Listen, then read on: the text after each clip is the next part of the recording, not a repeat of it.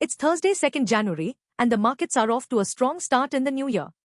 With a surge in benchmarks, sectoral indices are showing broad-based optimism.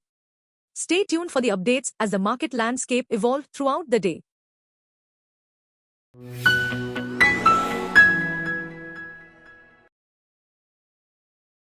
The Nifty soared 445 points to close at 24,188, while the Sensex rallied 1,436 points, ending at 79,943. Market breadth favored gains, with 2,420 stocks advancing against 1,554 declines. Sectorally, it was a green day across the board except for the media index. The auto index led the charge with a 3.5% jump, closely followed by the IT index, which gained 2%.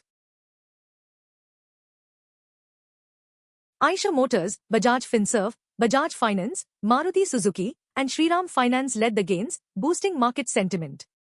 Meanwhile, Sun Pharma and Britannia Industries emerged as the only losers in Nifty 50. The Indian rupee closed at 85.75 to 5 against the US dollar on Thursday, marking its 8th straight session at a record low. Intraday losses to 85.79 were limited by likely RBI intervention. Heightened dollar demand from arbitrage between NDF and onshore markets drove pressure, while one-year forward premiums hit a 14-month high before easing on RBI-backed swaps. Force Motors stock surged 9.46% to 7,256 rupees, hitting an 8-week high, following a significant order for 2,429 BSVI diesel ambulances from the Uttar Pradesh Medical Health and Family Welfare Department. The company did not disclose the order's value but highlighted its strong position in the market as a fully integrated automobile manufacturer.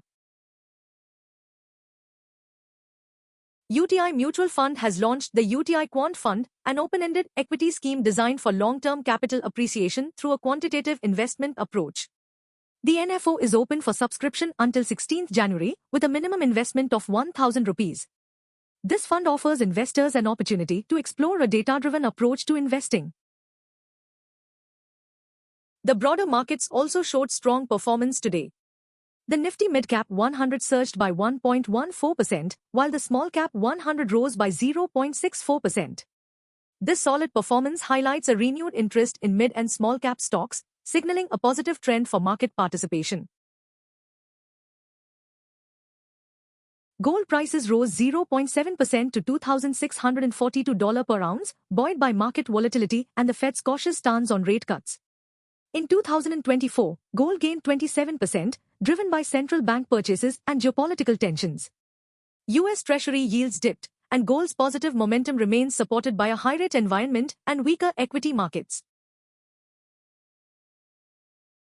In 2024, Indian real estate stocks, led by Oberoi Realty's 60% surge, extended their winning streak for the second year. The Nifty Realty Index rose 34.39%, driven by strong demand for luxury homes. While overall sales slightly declined, the luxury segment boosted sales value by 16%, reaching 5.68 lakh rupees crore. Capital Infra Trust InvIT's IPO opens for subscription on 7th January, with a price band of Rs 99 to 100 per unit and an offering size of up to 1,578 crore rupees. The units will be listed on BSE and NSE, with 75% allocated to institutional investors and 25% to non-institutional investors. Petronet LNG's stock dropped 8.5% on today after the PNGRB criticized its tariff hikes at the Dahej terminal, despite increased capacity and utilization. The regulator claimed the company was profiting at the expense of consumers and flagged concerns over similar pricing models at new LNG terminals. And that wraps up for today. Don't forget to like, share, and subscribe for the latest market insights.